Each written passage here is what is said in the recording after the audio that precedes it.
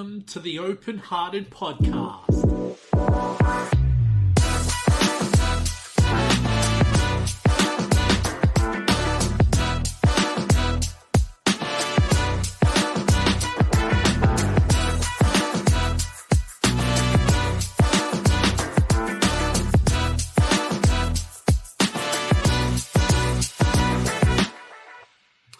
Hello and welcome to another episode of the Openhearted Podcast. My name's Will Wheeler and I'm joined with my main man, Photon John. What's going on, brother? Hey man, there's no dance today. No dance. Hey, just a heads up, man. You're making a lot of noise. So when you talk, it's is that better? No. Okay. It's not. Sorry, brother. That's all right. Not a real good way to start the show, but now we can't hear you at all, my friend. Not sure what's going on there. Go. Is that better? Yeah, that's heaps better, man. Great. Is that good? This thing was $300 and it never works. Oh, my God. I have the exact same, but I don't know why it doesn't work, man. Maybe it could be your headphones or I'm not sure, man. I don't know. Anyway. Who knows? How's your week been anyway, mate? Oh, yeah, I guess spirit of the podcast, I'll be honest and say a bit rough, but, getting through it. You're doing okay? Yeah, I'm getting pretty good and proactive at managing rough days and stuff these days, so... I think that's the thing. I think the beauty of it is you're open about it. And I think when we can speak about our mental health and how we're feeling and all that type of stuff, I think it doesn't make it better, but it can ease that sort of tension that you're sort of going through, if that makes sense. Yeah, for sure. Cool. Anyway, we really got to get down to business right now because we've got a really awesome guest with us today. So today we're going to be joined by Zoe-Jane Littlewood. I'll bring her up on the stage. Zoe, thank you so much for joining us. Let's get this show on the road. How are you today? Sounds great. Hey, good morning from people in the UK. Good evening to everyone in Australia. I am good. Thank you for asking. I am not a problem. Doing great. Nice. So, the cool thing that we really wanted to speak more about this year is we wanted to talk a bit more about dyslexia. We wanted to talk about a whole range of cool out there topics. And, I see you doing some really cool stuff out there, out around the whole social media world. And I'm sure you're doing other stuff outside of that. So, when I saw you, I was like, we've got to get Zoe on the podcast here because she looks like she's doing some amazing stuff. And, I think it's fitting to be able to talk a bit more about young adults living with dyslexia. What do you reckon? Definitely. A topic that isn't actually spoken about as much as you would think. There's not enough of people who are young like me talking about dyslexia. And it's a shame. I'd love to see more people talking about it. But we've got to start somewhere. So if I can be someone that helps to make that change, then I'm going to take that mission on board. Just while you're there, Martin's a big follower of us, a fellow dude from the UK there. So Martin, thank you so much for reaching out, my man. It's always good to hear from you. It's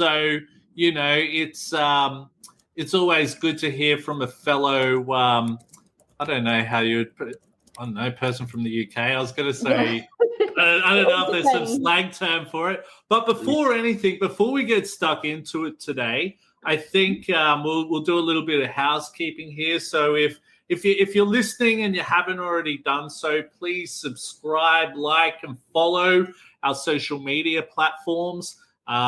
Like we said, we will have our podcasting platforms ready shortly as well. So if you can get onto our social media platforms, it'd be really awesome because you'll be able to get some more updated information there as well. So, Photon John, how you feeling, brother? I'm ready to go, man. You born ready, mate? let's get stuck into this, eh?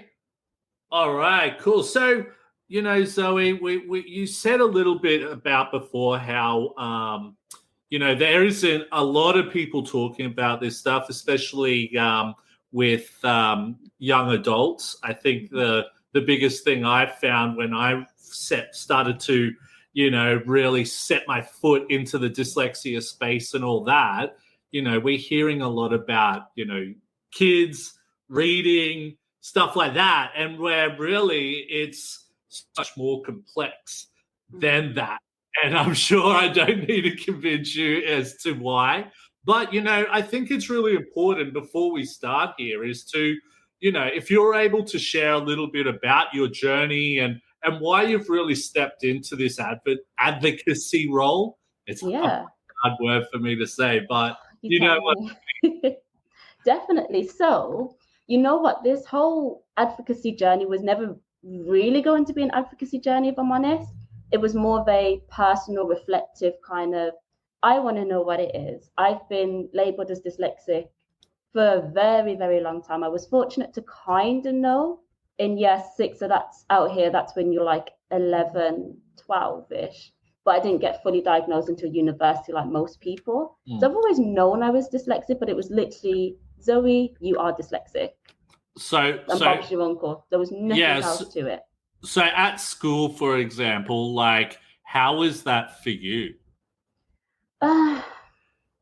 Interesting is what I would say. Very frustrating because I couldn't do what my friends were doing. I'm a very chatty, bubbly person, and I just wanted to be good at something. I would put so much time and effort into trying to be good for it to never work. Like, school did not like me the way I used to like school.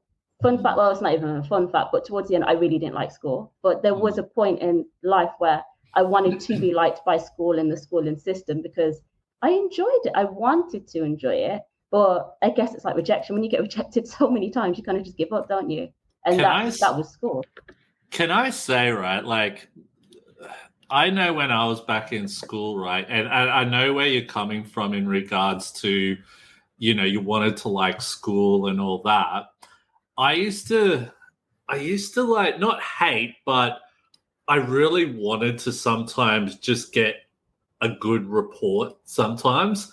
Were you ever the same? Like, you just knew that, especially when you'd see people always talking about what they got in their spelling test or whatever test they had. And I was always thinking, I'm never going to get this. At least once I just wanted that. Did you ever go through similar type of stuff? Definitely. Like, only time I ever did get good reports was sports. That was the only thing I excelled in. But everything else, I kid you not, especially when it came to spelling, when they'd bring over the sheets of paper and they'd put it face down, I wouldn't even bother lifting it. I would I already know this is not going to be what I want, so let me not bother.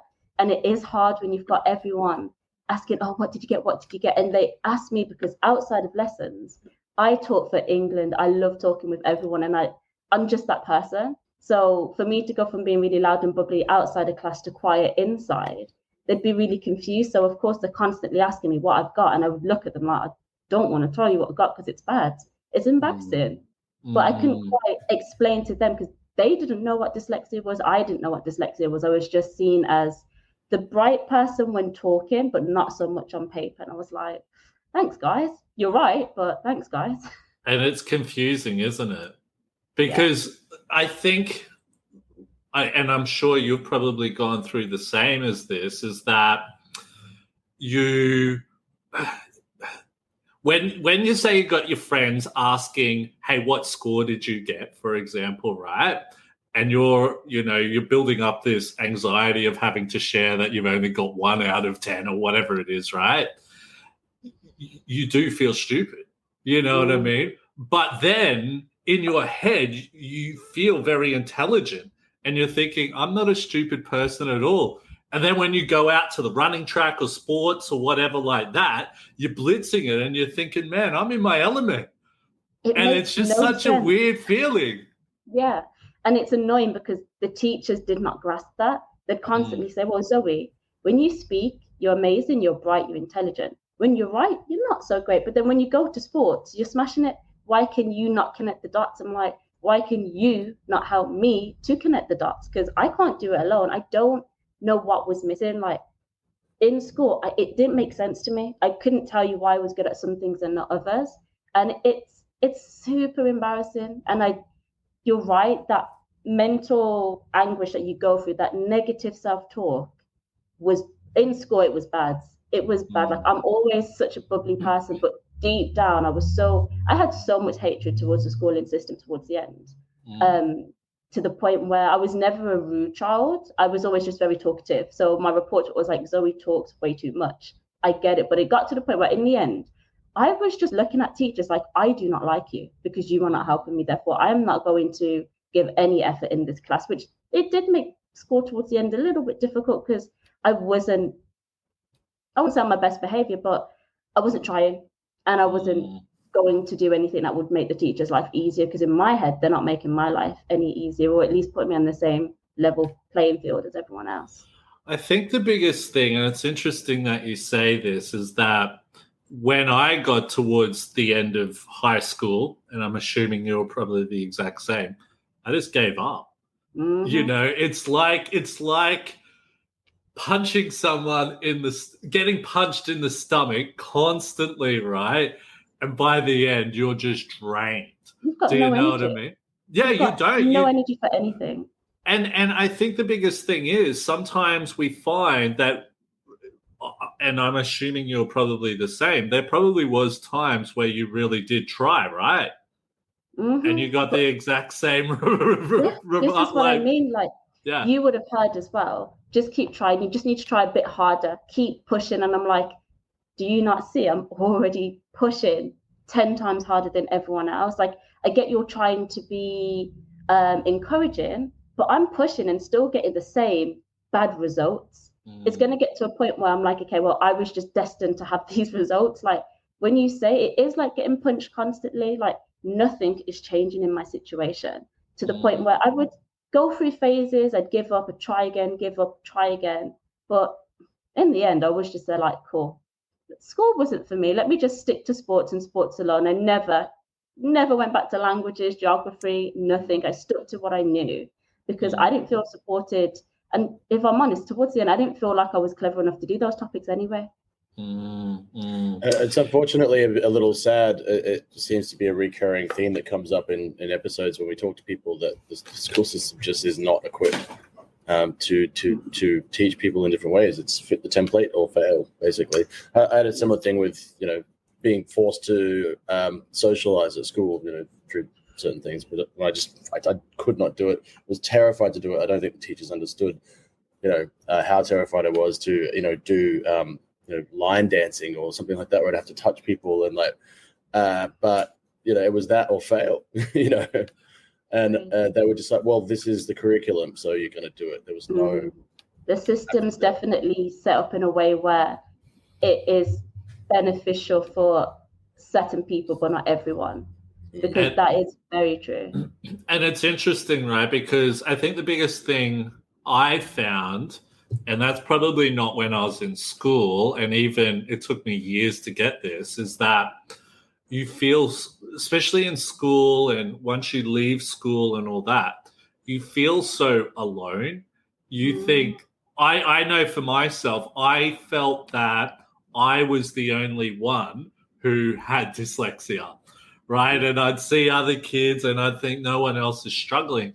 And it's really interesting now, being so open about it, how many people have come out of the woodwork and gone, yeah, man, I was dyslexic. Yeah, I didn't know that, or stuff like that. But do you know what is really interesting, right, is that one of the things I was speaking to some, because I'm in education now myself, right? And I do a whole bunch of stuff. And my goal is to really adapt to, neurodistinct people and everything. And I think the biggest thing is that when I go and teach a lot of people, especially who are neurodistinct, we're afraid to ask questions a lot of the time. And when I think back to it, in school, if you asked a question because you didn't understand, a lot of the time the teacher would be angry at you and say, oh, you're not listening and all that. So, you know, I think a big thing, especially when we're thinking about school and all that, it's so crucial and can do so much damage to a young person that can affect them for life if they don't find that correct path and everything. Did you find that was a bit of an issue for yourself, especially finishing then going to uni?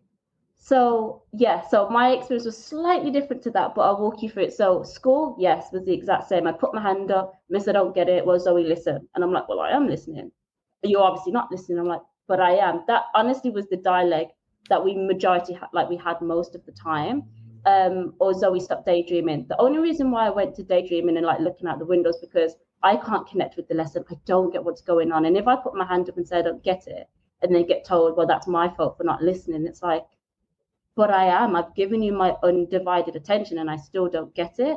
However, when I went to university, I think because I was doing a sports course and it was something I was passionate about, I was that kid in the university lecture putting my hand up, answering everything, even if it was wrong, because I developed this confidence about me where I didn't care what anyone else thought. If I said it wrong, if I said the answer incorrectly, I was like, it's a learning curve, right? You want to get it wrong here and not in the exam.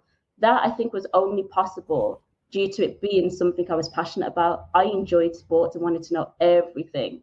So I didn't mind looking quote unquote stupid if that was going to benefit me. Like if I knew I got the answer wrong then, I would remember in the exam, oh, Zoe, remember, it's not that, it's this.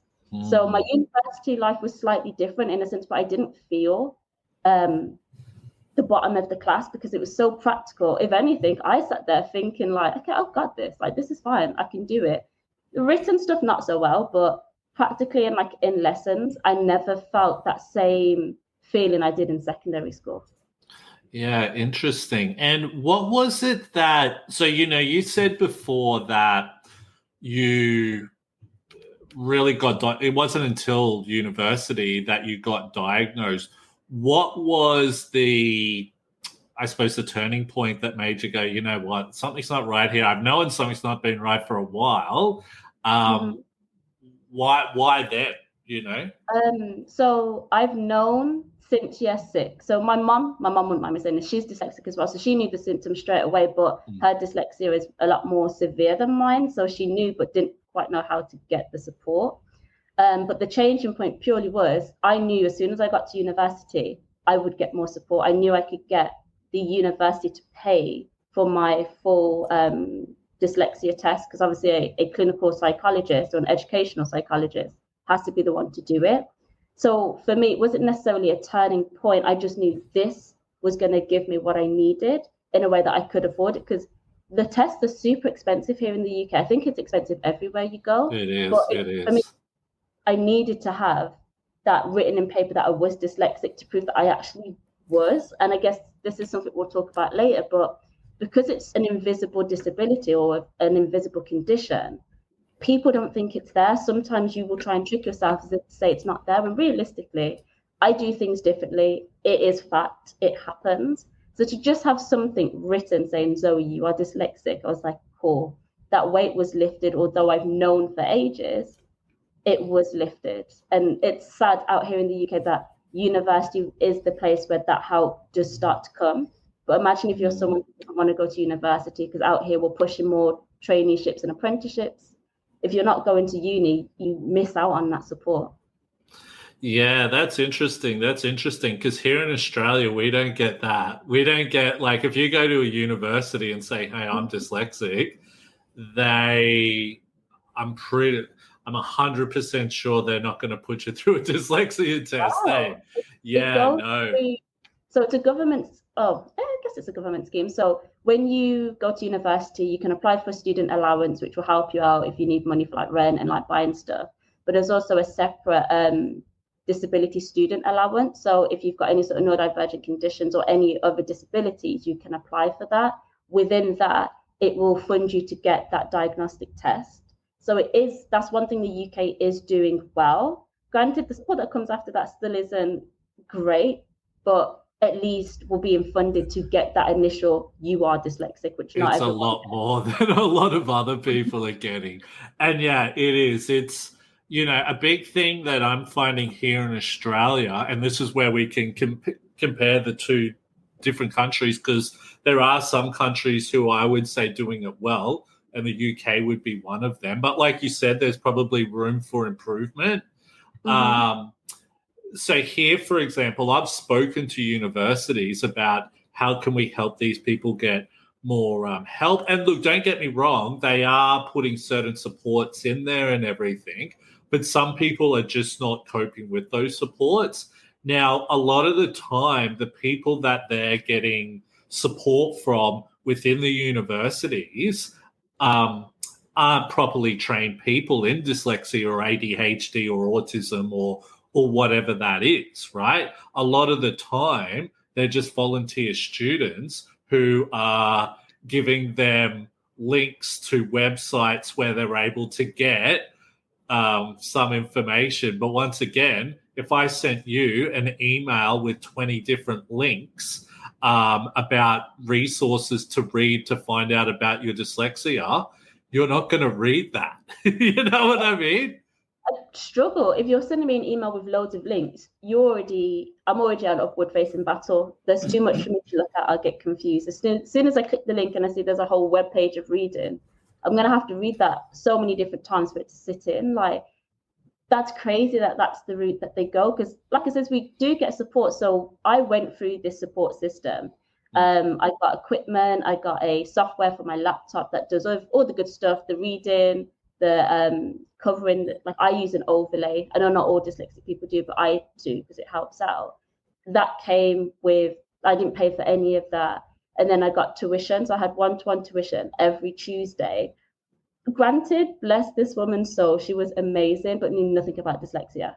So our first kind of like couple months was me teaching her what I kind of knew would be the best way to teach me, if that makes sense, which was a learning curve for both of us. But you would think, and now this is where I'm saying, okay, the UK compared to what Australia is doing at the minute, definitely in terms of supporting universities is better. But this is where I'm like, to make it even better, pair us with people who know what dyslexia is and could support us more. She was amazing because she did English literature, which was perfect for all my assignments because she knew that good stuff. But it would have been so much more helpful for me if someone just understood me to start off with. Yeah, and that's sort of why I'm building which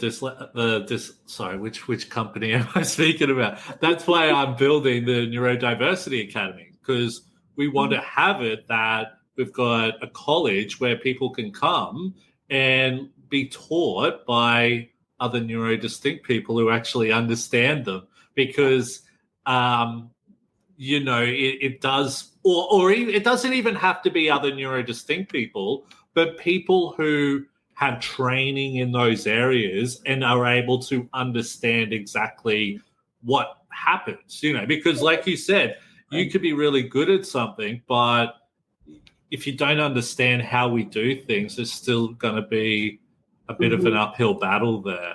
Yeah, which there was, but I was so thankful for her support, and bless her, she did take the time to learn more about it. But I do agree, it doesn't have to necessarily be someone who shares the same condition, but just someone that gets it, that has had the training, because that is the biggest issue, I think, everywhere. There's not enough people who are trained in the field of neurodivergency. Yeah, no, and you're dead right. And I think a big thing, especially, say, hanging out with Kevin and a lot of other people I know in the neurodiversity space, just being around those people, I've learned a hell of a lot more about autism, or, I didn't even know I was ADHD until last year, so learning so much. But it's really interesting. And Kev, I'm sure you probably hear a lot of similarities in regards to your education type of pathway and everything. Am I right? Yeah, a lot of similar challenges despite the difference in neurodiversities. But also, I would say the dyslexic side of things, even just this chat so far, I'm understanding that better than I ever have. Yeah. Keep listening. And I think I'm probably a good example of someone who maybe doesn't know a lot about it, who needs to learn more. Or it's a good example of where society's kind of at with it, I would guess, because I'm even in the neurodiversity field, and you've both just explained this so beautifully that I actually feel like I get it. I think once you put two dyslexic peoples together and you listen to the story, for someone who's not dyslexic, it really shines a light. Like when I'm talking to a fellow dyslexic person, or to be honest, any neurodivergent person, but specifically for me, when I speak to another dyslexic person, it makes sense. To someone else, they could be speaking gibberish, but for me, it just makes sense. It's like there's a brainwave where I just understand it. And I feel like when you listen to two dyslexic people speak, you start to understand more about what dyslexia is. To just add, before I forget it, because I know if I don't say stuff, I'll forget it. Will, you mentioned the support that you get from like the rest of the community. That for me was a massive step in my journey. When I first started, I had no idea what neurodiversity was. I only knew dyslexia. And I don't know if you'll remember this or not, Will, but I actually messaged you. You was one of the very first people I messaged asking, can you explain what neurodiversity is? Because I have no idea. I'm dyslexic. I thought dyslexia was just the term. And I remember reaching out to you and you gave me so much helpful advice. Like our community it's such a good place to go if you need some support. And I thought I wanted to mention that because I messaged you, I messaged so many other people that I still speak to this day and be like, you know what, you guys actually helped me out on my journey. You may not think it, but when you ask and you receive support, it's like, okay, people are actually willing to listen and help out. And I think the biggest thing behind that is that it's like I've been there, done that type of thing. And I think, but don't get me wrong. You will meet some people in the neurodiversity community who won't do anything for you. Yes, but it's like anything, right? But, I think a big thing is that we know what it's like, we know what it's, and I think a little bit can go a long way. And I think the biggest thing is and don't get me wrong, I have had to get to a point where I've learned that I can't always help everyone, because when you've got so many people reaching out to you, like I used to get a lot of university students want to interview me about certain things. Now I'm sort of like, that's time. So there's a lot of little things. But the big thing, the way I look at it a lot of the time is that you don't know what people are going to turn out like. You could become like the Prime Minister of the UK one day. Who knows? Okay. I'm going to be real with you. With our politics at the minute, I might as well. So who knows? Yes, true. And, well, I suppose, we're looking at America. Donald Trump got voted in one time. Seems like anyone over there could become a politician. You know what I mean? But what we might do, we might move on because, like you said at the beginning, when you first got into this space, you didn't even really, advocacy wasn't, your number one thing. You weren't like, you know what, this is what I'm going to do. And it sort of turned out to that. Now, what are you currently doing? We see a lot of stuff that you're doing. It'd be great to hear what you're doing and what you're trying to achieve, who you're sort of mingling with. What's happening? So you're right, like you says, it all was a personal thing that I then decided to just document. So I created an Instagram page where I would just put information out. Like it just started with like informational posts, like what is dyslexia, some tips, some facts. That moved on to creating some videos. Now I talk a lot. I love talking. It's my passion. I love to rant as well. So I do like little rant videos when days aren't too great, because on my platform, there's a lot of positivity, which is great. I'm all for positivity. However, you need to be realistic that not every single day is a great day, especially when you have dyslexia. There's days for me where I'm literally attempting to do work and it's not working and I'm just frustrated. And it's still, although I understand the condition a lot more, it still frustrates me that I can't do certain things at times. So I really try to put out real and authentic posts, whether it be in video form, And that led me to doing not necessarily a podcast, but like an Instagram live that I do bi-weekly, where I discuss different topics and what it's like being dyslexic in my 20s, whether it be what university was like, what was school like, socializing, which is a big thing. I love socializing, but I'll go home at the end of the day knackered. I will not speak when I go home because I've got no energy, because the amount of energy I use just trying to focus on someone when they're talking, especially if it's like a busy area, I get really stimulated easily. So I really try to. Have you been tested for ADHD at all? No, but all my ADHD friends are like, Zoe, there's something else there. And I'm like, probably, because I bounce off the walls. Reason why I say this is that with dyslexia and a lot of other neurotypes, a lot of the time they do have a buddy. So, for example, me, I'm dyslexic and ADHD. Some people might be dyslexic and autistic. Some people might be dyslexic, autistic, and ADHD, and so forth, you know. So that it's sounding a lot like that could be the case, because I get like that too. It does make sense, because like he says, it all interlinks. A lot of our conditions, we will have traits of other things. Some of the traits relate to loads of different things, but I do get ADHD a lot, and that's what I do with my content. I like to just be very real and open about it. I do the exact same on LinkedIn because I don't see people that look like me doing it often. When I first got into the space, there was a lot of older people who were white, who had lived their life. I didn't see many people that looked like me. I didn't see any young mixed race women talking about what their experiences are like. And I was like, well, that's strange. I wonder why. Like, I understand the stigmas that come with it now, but I wanted to just break that. I was like, you know what, if no one's going to do it, I'm going to do it, because even if it benefits one person, someone's going to come across the content and be like, oh, I'm like that. Because just like you, I dead ass thought I was the only person with dyslexia. Growing up, none of my friends were dyslexic. No one in my area was dyslexic. University, in my whole year, like Korsha, with all the people I was with, there's only 2 of us who were dyslexic. The other dude just was like, it didn't really affect him too much. Like, he had his own ways of dealing with it, would be the best way to put it. So I still felt really lonely because there was no one I could talk to and rant about, like, why I couldn't do this and that. Now I still rant, but I appreciate the positives that come with being dyslexic, because there's so many of them.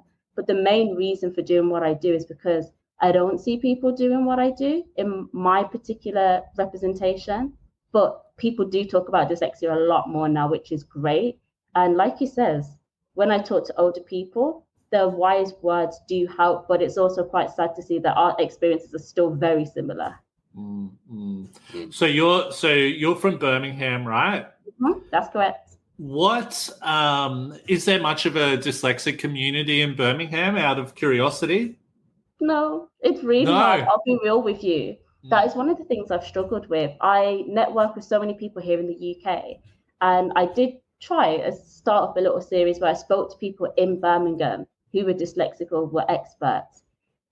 Birmingham people don't really talk. We're very prideful people, and it's been really hard to find out if someone's dyslexic or not. Again, age plays a massive role in this. As me as a young person wanting to come in some people's circles, I kind of get looked down upon, like, you're still young, like, why are you trying to mingle with us? Or they can't see how we could relate.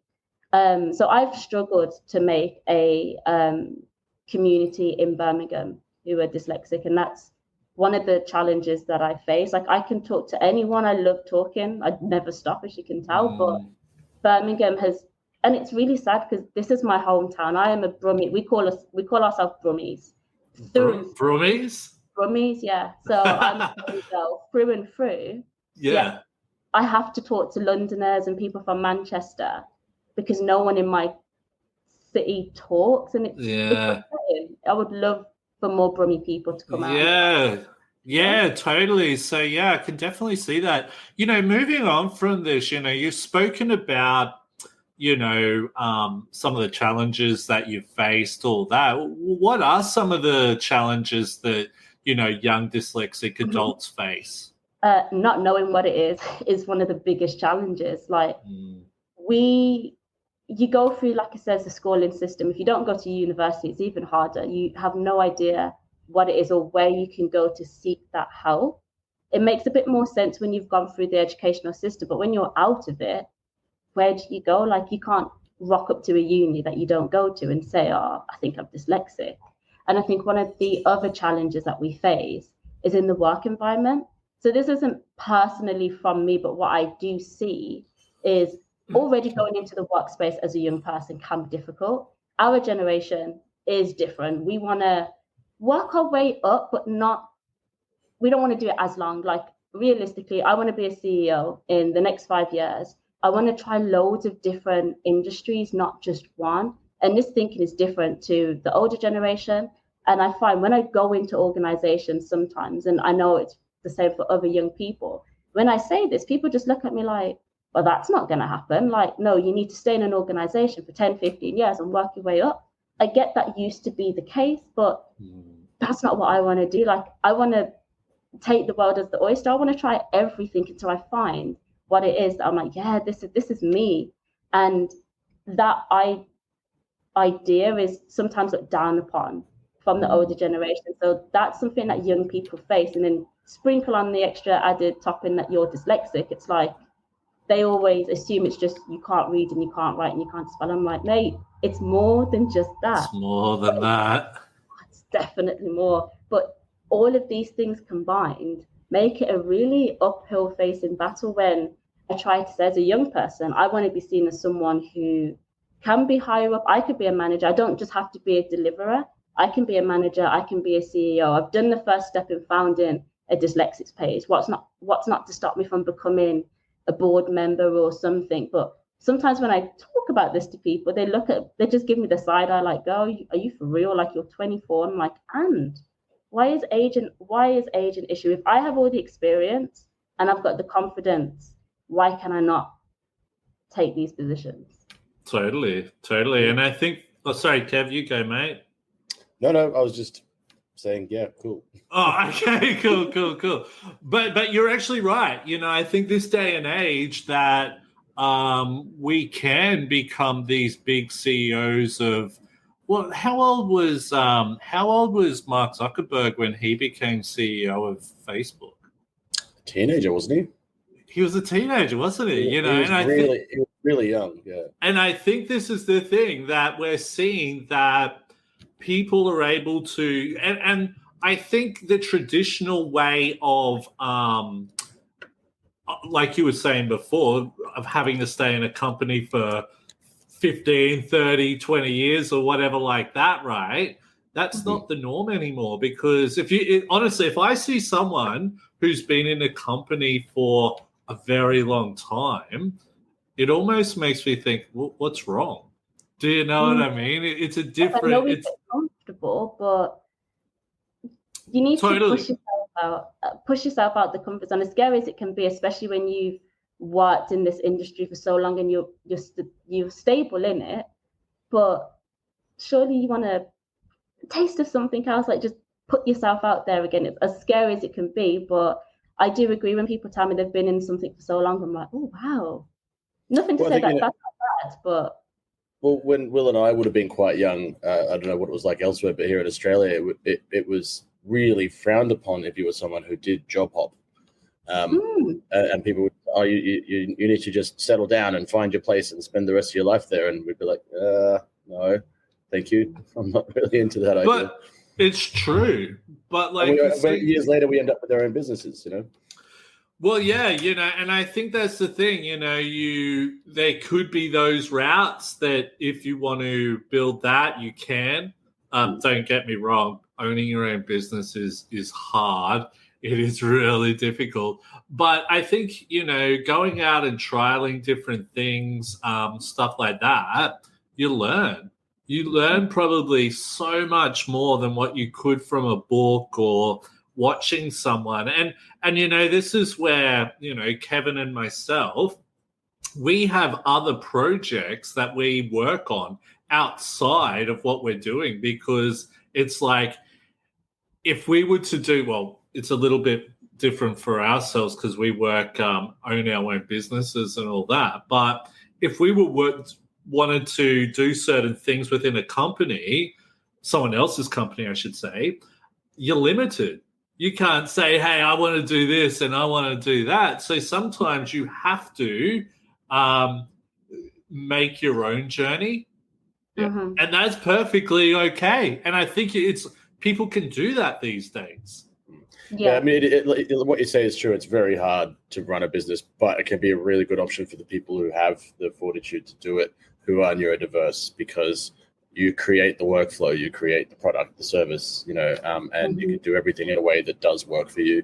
And there's so many strengths that can come out of your neurodiversity that give you a unique offering, Mm-hmm. So that's why I think we like trying different things. I'm someone who I can't sit still to save my life. I've always got to be doing something, and I learn best hands-on. So when I'm thrown into different situations and I'm doing it, it makes so much more sense than just reading it from a textbook. That's why sometimes I like to try different industries, because I like talking, I like problem solving, and you can do these in so many different ways. I like talking about what I'm passionate about. I like learning things. I like having uncomfortable conversations so we can get comfortable with them, but also understanding someone else's point of view, because my point of view don't match someone else's all the time. But these conversations are what's key to developing and growing as a person. So like you said, there's nothing wrong with trialing and having different experiences, because we're young enough to do it.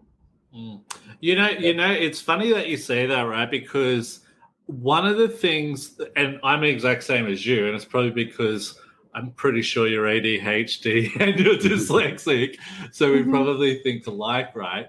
But with me, I love and Kevin would know this, I love putting an idea out there and trying to build off that idea. Maybe that idea won't work. Who knows? But at least we've been able to look at it, talk about it, research it, and maybe even trial it. But what I find, especially within a working environment, not my own business, is that I might put an idea, then everyone does their best to shut down that idea as to why it can't be done. And it's okay, but you haven't even tried it. You haven't even looked at it. And then we end back up at square one again. You know what I mean? That was exactly my experience. Was I was working for search engine optimization companies, and I worked for all the big agencies around town. And I could just, because I just see things differently, especially when it comes to data and spreadsheets. I can just see patterns and stuff that other people can't. So I'm coming up with all these ideas, and it just wouldn't make sense to them. And they would just like, well, no, this is the way we do things. So this is the way we do things. So frustrating. And there's a better way to do it. And then as soon as I went off and started my own company, every client just, kicked ass right away, and has ever since. So I'm glad. It was a good way to get out. It's mad how we can all relate to that, because I've had the exact same thing. It's just even more frustrating that once the ideal, everyone's like, shut it down. Everyone's like, simmer for a couple months. And when someone else says it, I'm like, that's basically my idea, but it's okay when this person says it. But when I want to come out the woodworks and say it, you shut it down. And it's like, why? Like you said, you haven't even explored it or even given me the option to formulate something that I can present to show to you why I think this is going to work. It's just shut down from the get-go. We're not trying this. And it's like, you're the ones that are disadvantaged. That's not even a word. Disadvantaged. There we go. You're doing that to yourself. I can give you something that you don't see. I look at things from a bigger picture. I don't get stuck in the narrow-minded view. So that is very valuable in some aspects. Let me do what I'm good at. Like, just open your mind a little bit to what I could give you, if that makes sense. And some people don't. Yeah, look, I've definitely been in that experience a lot. And you know what? When I do stuff with other companies, because I still need to do that while building my business and all that, I just sit back now. I don't even get frustrated by it, because I'm like, you know what? This isn't even my business. It's not the way I would do it. And I see so many other people doing it. And I just think, oh, well, for me personally, I can't wait until I have teams of people who have these fantastic ideas. I'm going to go, okay, go off and try it. Let's see what happens. That's what I'm all about, because that's where innovation builds, and if we keep shooting that down and and you know what's really pissed me off, if anything, right? I feel that some people haven't even learned from the COVID period. They're just going back to like how they used to do things. And I'm like, you guys are a pack of idiots. Mm-hmm. You know what I mean? So much that's come from that. Like, I'm very thankful that where I work, they have taken that on board, which is great. We have flexible working. And then again, I never worked full time until this. Like, I started working properly kind of during COVID. So I've never really known the norm before of always being in an office. So for me, I love this flexible work environment. Sorry, can I ask what job you do? Sorry. So I work. It's a bit of an awkward one to explain. So I work for this sports development organization, or charity, I should say. And my role, I work specifically with year 11s to provide a summer program where we teach them the skills that they need. We do like rock climbing, zip ropes, high ropes, all of that good stuff, balancing it with social action, problem solving, public skills, as well as finance, to give them a better footing for when they go to university or the real life world of work. But it just revolves around me doing a lot of public speaking to young people and just being honest with them. That's how what I do works, is when you're just honest with them. I'm not going to change my accent. I'm not going to belittle you. If I'm annoyed, I'm going to tell you I'm annoyed in a professional way, so you know to take me serious, but that I'm going to listen to you as a young adult that you are. That is what I do for work. That's what I do. Sounds like a perfect job for you. It's going well. It's good. It has its challenges like every other job, but I get to talk a lot. So any job that lets me talk normally is a good job. So is that like, are there certain elements of that job where your dyslexia helps you excel at it? Yeah. Storytelling. I love talking, and I have to do assemblies and I have to connect with year 11. So year 11s are 15 to 16-year-olds, and they're at a time in their life where they want to be taken seriously. But when you're in school, it doesn't happen. Like it's just how the school's set up. And when I come in and I just speak to them unfiltered, professionally, but unfiltered, they listen to me more. Like I can go in being authentic. And I even said at the beginning of my PowerPoints, I'm dyslexic, so if I say a word wrong or something don't make sense, it is normal. Just go with it and bring it up to me after, because I like to correct my mistakes. And just being honest with them. But storytelling for me and being a good communicator are some of the key strengths that dyslexia has given me. And like I said, the problem solving of it all and just being open-minded. I have times when my slides don't work. I'm like, cool, guys, this is going to be a roller coaster of a ride, but bear with me. And they relate to you so much more because you're showing I'm not this prime perfect person that some teachers make me like seem to be. Like when you have guests coming into the school, you all have to be in your best behavior because they're going to be the best of the best. I'm just me. I make mistakes. I say things wrong. It is fine.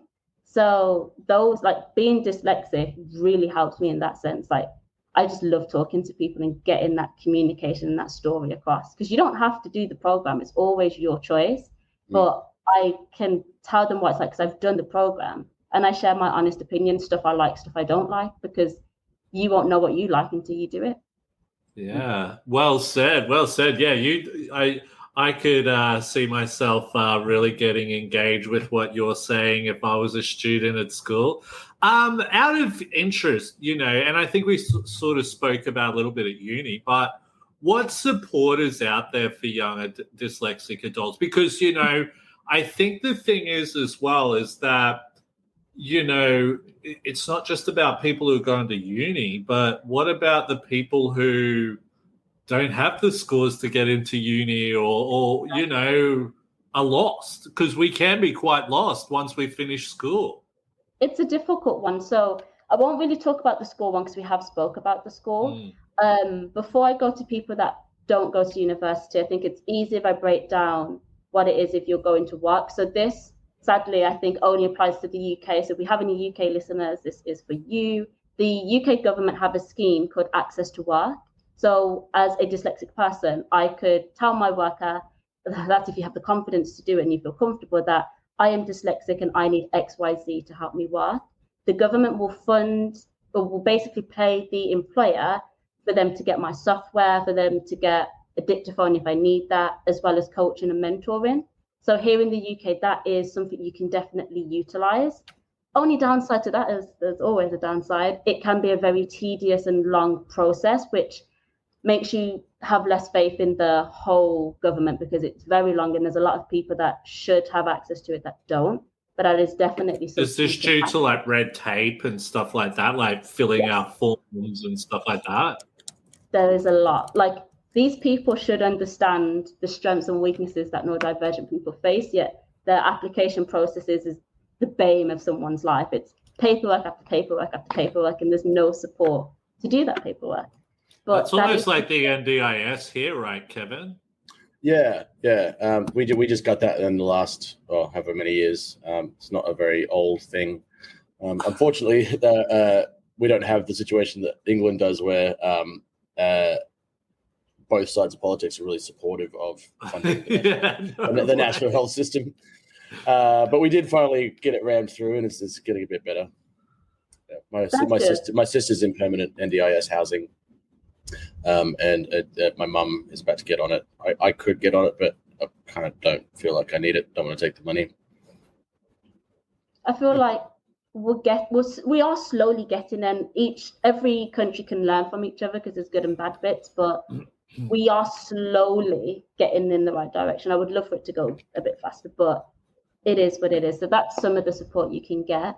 If you're someone who's not in education, you're not in work, it does get a bit trickier. You can always rely on social media, Instagram, Facebook, LinkedIn. There's so much support. There's so many people there that you can reach out and you can gain a lot of information. Because for me, you need to educate yourself. Like, it's amazing if there's people there to help you, but you get such a sense of purpose when you do that education yourself. Like, I would have loved for someone to kind of hold my hand and help me, but I'm a stronger person knowing that I did all of that by myself, and it adds to me as a person. But for people who don't know, you can start by accessing that and learning a bit more about what dyslexia is, if you think you could be, or ADHD. Then here in the UK, they suggest you go to your doctors. I don't want to talk about it too much because I don't have that much knowledge on it, but they normally recommend, if you think you could be ADHD or dyslexic, you need to go to your doctors first to see if they can then put the steps in place for you to then get the next part of the access. But that's when the waters become very muggy here in the UK, because they will then try and refer you back to someone else, and then it's just a circle of not going anywhere. Well, I think it's a little bit sort of muddy here as well, because especially with women, for example, with ADHD, a lot of the time it's being, what's the word I'm looking for, shrugged off. Yeah, or even shrugged off before then, no, you it's more this than that. Do you know what I mean? And I've known some females to have pretty much gone back to their doctor or gone to, I think I read something not long ago where this one woman, it took her 9 times before she was diagnosed with ADHD. I would not be surprised. We always get told, oh, you're very sensitive, you overreact. Like, they can give us 1,001 reasons as to why we may not be ADHD. There is an element of masking that women do, but even still, you're right. It's a lot harder for some women to actually get that diagnosis, and then to constantly have to go back and forth with the doctors. It's like, none of it's helpful, because some people just give up and they're like, it doesn't matter now, when realistically you're entitled to that. Never stop fighting for it, because I genuinely think it helps people once you know for sure, but it's a very tedious process. Yeah, crazy. I think we were going to go over something, what do you think is lacking in terms of support, but we've sort of really covered that. But, I think the biggest thing when Kevin and I were like getting like these questions ready, and we're like, what about some parents, because I think for a parent as well, especially who may be learning about their child's dyslexia, especially when they're journeying through school through to high school and then leaving high school, that can be a really challenging part and very it could be probably very scary for some parents as well because they don't know what their child's future looks like. Mm-hmm. Where do you reckon some parents could go? Kevin, is that your joint again, mate, with the sirens? That's me there. That's me. Oh, is that you today? Okay, interesting. It's time traffic now, so it's probably struggling to get through, but yeah. Sirens okay. No, sorry, before I go on, I got to admit, whenever I would call my mum from the UK, there would always be sirens going off all the time. So they're busy people. Yeah, totally. Sorry. Just before I do go on to that, we did have one person there who I'm not sure who it was. It's just come up LinkedIn user. It was extremely tedious. And a strong support system is needed. I'm assuming that's probably based on to work. Tedious process. That's how I know straight away that person's talking about access to work, because for those that go through it, it's very, very tedious. But I guess to answer your question on support for parents, always again educate yourself. LinkedIn. I think for parents, to be honest, Facebook groups are probably one of the best places for you to go. Now, take some things with a pinch of salt because Facebook is where everyone talks. But when I was trying to build a brand and learn more, I did go into Facebook groups and learn a lot of valuable stuff because there's a lot of moms and dads and parents and guardians that go through the same challenges and stresses as you that could actually give you support.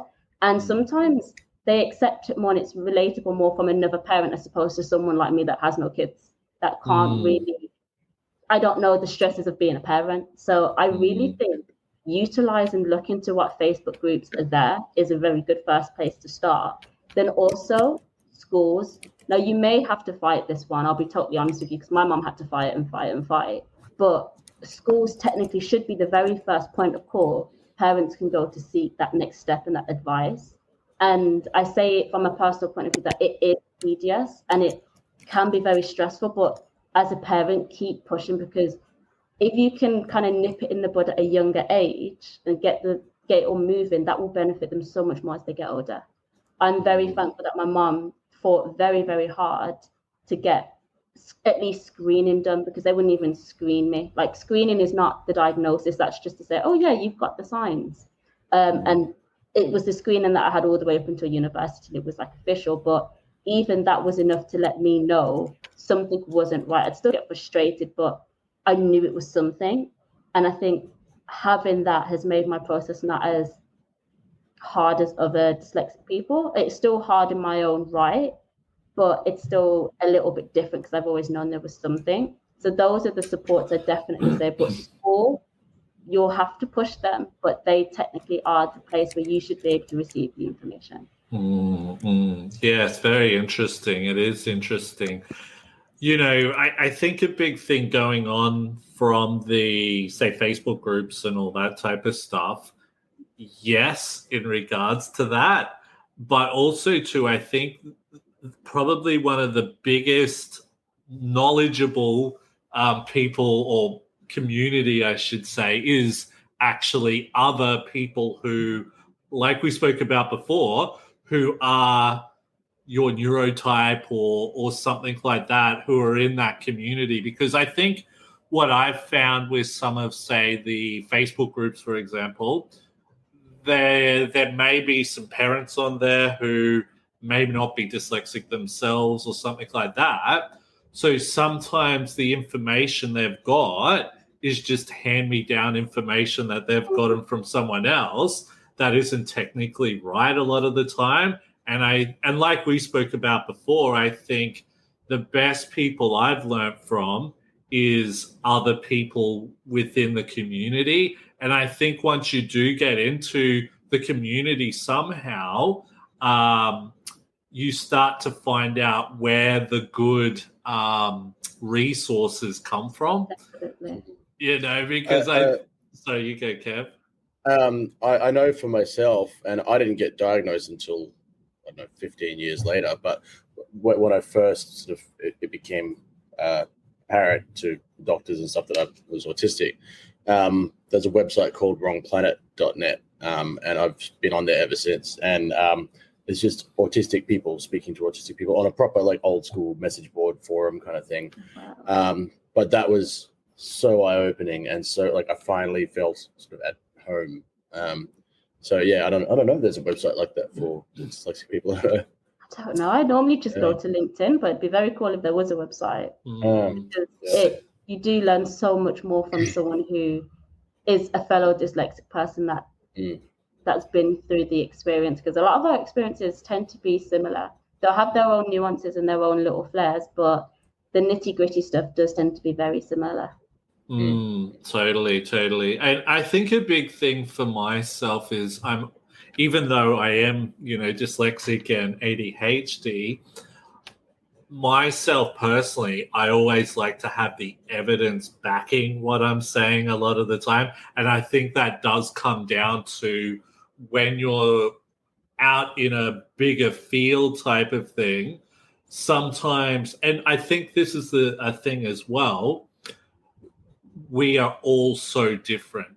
You're different to me, I'm different to Kevin. So my experience could be completely different to your experience. So maybe the stuff that I'm sharing and saying, hey, this will work, may not work for others, which could damage people if we're not given the right information. So I think this is where connecting with the right people who have that evidence to be able to support what you're saying is correct.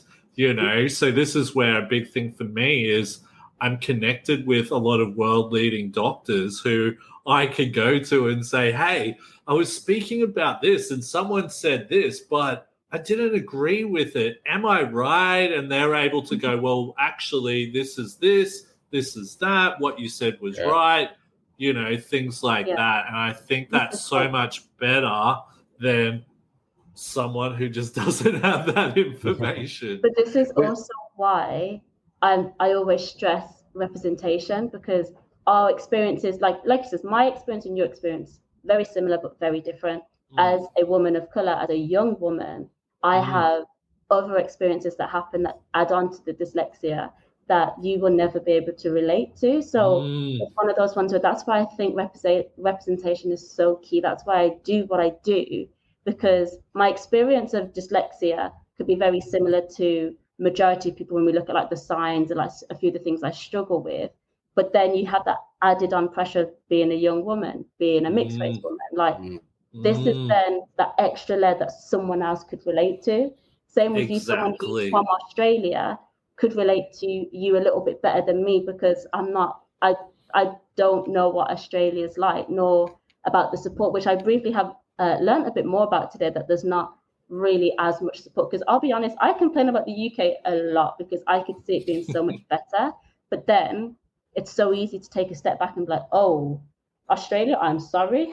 Let me give you some support. We look jealously at you and your health system. But it's crazy because, again, it kind of off topic, but it just goes down to how we sometimes here in the UK can be a little bit sheltered from the rest of the world. And it happens in all different places. Like, these things happen, but our struggles may not be someone else's struggles. It doesn't mean it takes away from it, but it's good to be a bit more open-minded, because yes, I complain, but I actually had a lot more resources than someone in America that's my age at the minute, potentially. It's funny how you say what you just said. You hit the nail on the head really well there. Our struggles can be so much different, but that doesn't mean we still didn't. I'm just wording it in a different way, that we still didn't struggle, because a lot of people see me, for example, very confident, public speaking, going, I do a lot of stuff out there, right? And I've had people message me saying, you wouldn't know what it's like to struggle, and to hear that it doesn't make me cry, but it pisses me off, because I have struggled. Do you know what I mean? And yeah, maybe I have been able to succeed, but that doesn't mean that I haven't felt pain at certain times, right? And I think this is where, okay, we may be there might be people who will never get to my level, okay? but that doesn't mean that I still haven't struggled like them. Do you know what I mean? Everyone is unique, and I think you've really got to take on everyone's certain situation, regardless of. I'm 100. I hope you know what I mean? That it's just lucky. It's not luck because I put so much hard work into it. Like, tell me about it. It's very easy for someone to say, "Oh, yeah, you're lucky, you're fortunate." I can kind of get where you're coming from because you're looking at me being this high person on this pedestal, when what you don't see is all of that failure to get there, because you don't succeed in one. Like, you have to fail. Like, it's just the way it is. You fail to get better, but people don't see it, and that's why, like, I make, like he says, I say, my struggle may not be your struggle, but I've struggled, and it doesn't take away from any of our struggles. Like, irrelevant, like, yours could be a lot more, but that doesn't mean I didn't struggle. Like, here in the UK, we have our own set of problems and issues. Compare that to Africa, nowhere near the same, but it's a struggle nonetheless.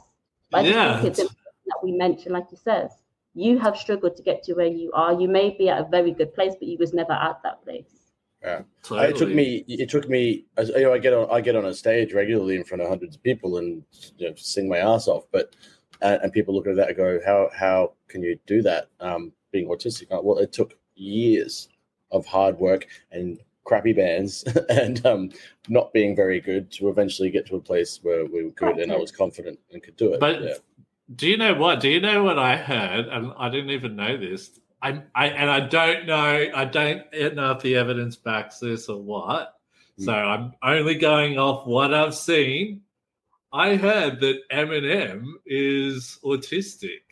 I strongly suspect it. Yeah, and when like I sort of read into it, I was sort of like, when you've sort of watched interviews with him and certain things, like he really, I think he had a really big break from performing and everything, because man, and for years he was like addicted to lots of different drugs and all that, probably to cope with everything that was working against him. You know, but it makes sense, I suppose. But like I said, that's just what I've heard. I don't know if it's true. But you know, yeah, I mean, it speaks to the point though. Like, everyone is different, even within your neurodiversity is going to have a different thing. And you've also got to be, the other thing is there's a lot of pop psychology happening on social media at the moment. Just people sort of saying things as though there were facts to do with neurodiversity that they don't know to be true, that aren't evidence-based. And that can be a little dangerous too. So you got to sort of figure out the line between recognizing differences and what's personal to people, but also not just in terms of the information that you give other people, but in terms of what you believe personally about dyslexia or autism. Or, yeah, because you mentioned like when you go and sing and that you have to rehearse, you practice. It's the exact same with dyslexia. When I public speak, people see me doing like, oh yeah, she's good. You know how much practice that takes me? I sit and I practice and I practice and I practice. And the first couple of times I did it, I said my name wrong. How do you say your name wrong, knowing that you've said your name for how many years? It was a word fart. I said the name wrong, and I looked at my manager and it happened. I was like, did I just say my name wrong? But you practice, and I still get nervous every time I go up. It's the same bag of nerves, but you start and then you get into it and it's all good and it's gold and it works pretty well after. But it just goes to show we practice what we preach. Like, before I can do something, I practice, I make sure I know all the relevant information, because that helps me. That's how I get good at something. It's not just luck, it's not just talent. It's hard practice. I try my hardest to practice, so then when I'm doing whatever it is I'm doing, I'm good at it. But also that just helps me as a dyslexic person. I love to practice everything and know what's happening. I don't like the not knowns. I need to know everything. Like, I will schedule out my day, and if something doesn't happen, I'm like, did that happen? Like, it's very strange. We're getting better with it, but funny. Cool. Well, look, you know, I think we might pull it up there, you know, because I think we could keep talking about this topic for a long time. We should. We should. We definitely should. I don't think my wife would be too happy because I know she's got some veggies ready for me in the oven. So I will be in deep trouble if I kept on going. But Zoe, thank you so much for coming on the podcast today. We love what you are doing. You are such an awesome person. So thank you so much for coming on today. We really appreciate it. All the work you're doing over in the UK is awesome. And keep being a Brummie. Is it a Brummie? Yes, there we go. Yeah, got that. Is it a Brummie or Brummie? It depends on if you want to say the accent. A Brummie is normally how people say it. Brummie or Brummie. Okay, I see what you mean. Brummie. Awesome. Well, thank you so much for coming on today. For anyone who is listening, please subscribe, like, and follow to our social media pages. It really helps everything that we're doing in regards to the podcast. Photon John, you have anything else you want to say, brother? Just thanks, Zoe, for everything. And be sure to go and follow Zoe on socials. What would those be? Yeah. Well, do you have some social media pages where people can find you? You can find me on Instagram at Instagram on the it's been a long morning already. The Dyslexic Movement. And then on LinkedIn, it's just my name. So Zoe-Jane Littlewood. Cool. You are awesome. Thank you so much, Zoe. Thank you, everyone who's been listening today. My name's Will Wheeler, joined by my main man, Photon John. This is the Openhearted Podcast. Thank you very much. Until next time.